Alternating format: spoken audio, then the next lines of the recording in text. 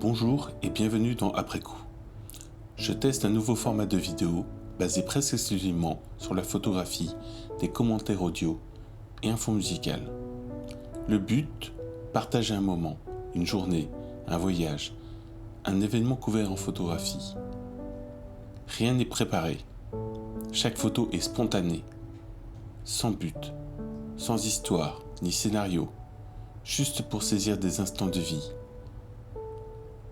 Après coup, tente de mettre en cohérence et de raconter une histoire à partir de ces photos.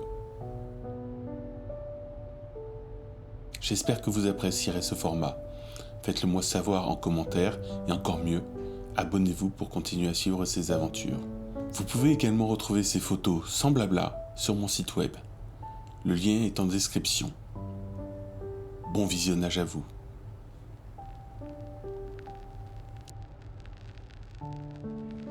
Le contexte est assez simple. J'avais 4 heures. 4 heures à passer avec mes étudiants. À la base, nous devions travailler sur le packshot, sur la photo de produit.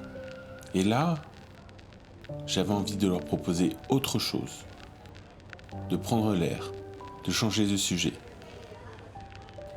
Je les ai donc amenés en ville pour aller faire de la street photographie. Et ça les a vraiment intéressés. Ils se sont vraiment donnés à fond dans ce projet.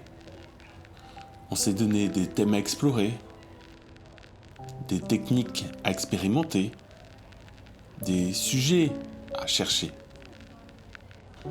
On a testé différents moyens de pouvoir saisir l'instant, capter le bon moment, essayer de trouver le bon angle.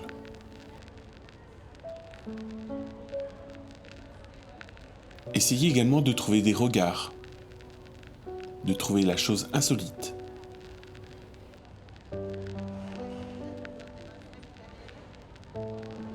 De trouver la photo.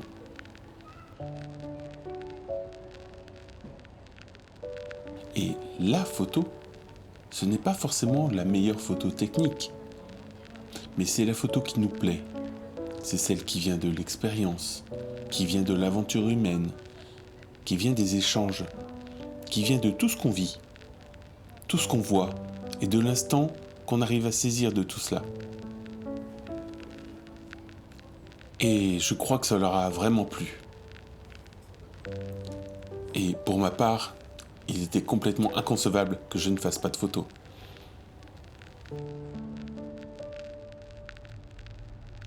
En marchant dans les rues, je n'avais pas vraiment de but. J'ai donc, après coup,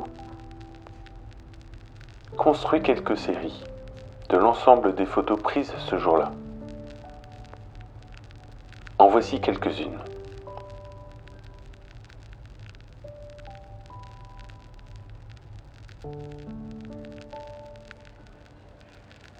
Deux, c'est avant tout 1 plus 1. 2, c'est déjà être plusieurs. 2, ce n'est plus être seul. 2, ce n'est pas se fusionner, c'est se complémenter. 2, c'est bien mieux pour avancer. 2, c'est pour affirmer que sur cette terre, l'autre a bien existé.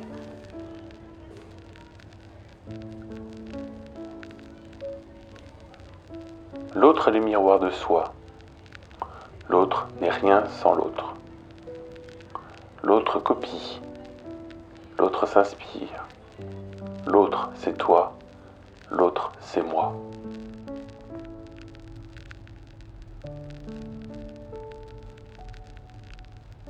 Ici, pas de prose ni de poème, juste un exercice de technique de street photographie, dans lequel nous devions attendre dans un cadre donné que des sujets passent devant nous pour pouvoir déclencher.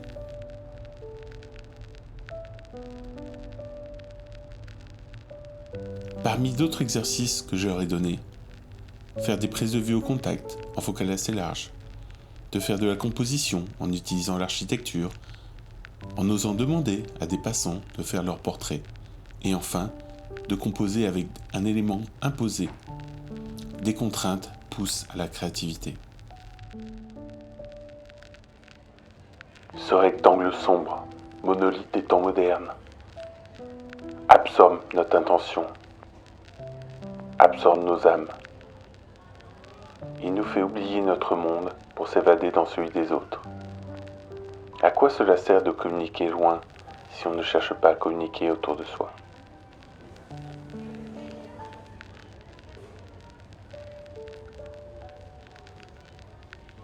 Le chemin que l'on traverse est celui de quelqu'un d'autre. Le chemin que l'on croise, même si ce n'est pas le nôtre, c'est un point de contact, un point de rencontre, de partage temporaire.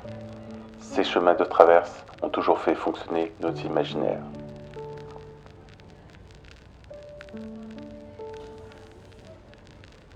La rue, c'est là où on se rencontre. La rue, c'est là également où on marche. La rue, c'est là où on travaille.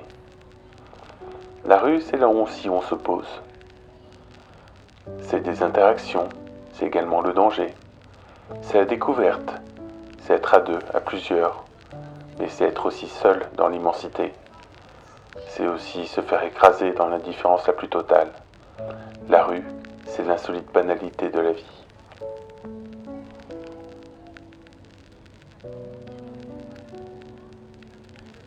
Il n'y a rien de pire que de se sentir seul tout en étant entouré. Même si cela donne une certaine liberté, à quoi bon quand le plaisir n'est pas partagé ?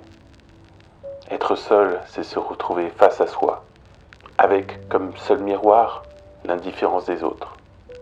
On peut se sentir seul au milieu de la foule, alors on se raccroche à ce qu'on peut, afin de ne pas disparaître au fond de soi-même.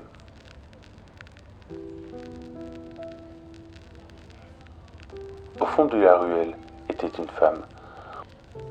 Au fond de la ruelle était un homme. Et dans le fond, il n'y a pas de ruelle sans personne. Le portrait intimiste pris sur le vif. Certes, c'est de la photo volée, saisie sans consentement, sans droit à l'image, diront les uns. Mais les autres comprendront très vite que les intentions ne sont pas de voler, de stalker ou même de s'approprier l'image d'une personne, mais uniquement de la magnifier, de mettre en avant l'autre, de capturer l'instant fugace. Je dirais même plus, de tenter d'immortaliser, d'être le témoin de son temps, de pouvoir affirmer que l'autre existait, que l'autre est beau ou belle, que l'autre vit, que l'autre a une vie, et que cette vie que l'on a croisée, cette rencontre éphémère, est bien réelle, et que ça a donné ses clichés. Petit rappel, le droit à l'image ne s'applique pas dans le cadre d'un lieu public, comme dans la rue. Il ne s'applique pas non plus dans le cadre artistique. La diffusion doit se faire hors cadre commercial et toujours dans le respect de l'autre, pour ne pas montrer l'autre dans une situation qui lui serait désavantageuse, humiliante ou dégradante. Ces portraits de rue, c'est d'autant de personnes qui ont chacun une vie. En les regardant, on peut se mettre à imaginer ceux qui vivent, imaginer leurs pensées à cet instant, ce qu'ils ont vécu et ce vers quoi ils vont aller.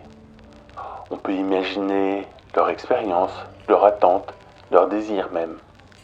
Pour ma part, je leur souhaite que le meilleur, reconnaissant d'être passés devant moi, de les avoir aperçus et que leur lumière, captée par mon appareil, ait pu donner ces images magnifiques. Cette journée, c'était le 15 septembre 2025. Le lieu était à Bordeaux Centre.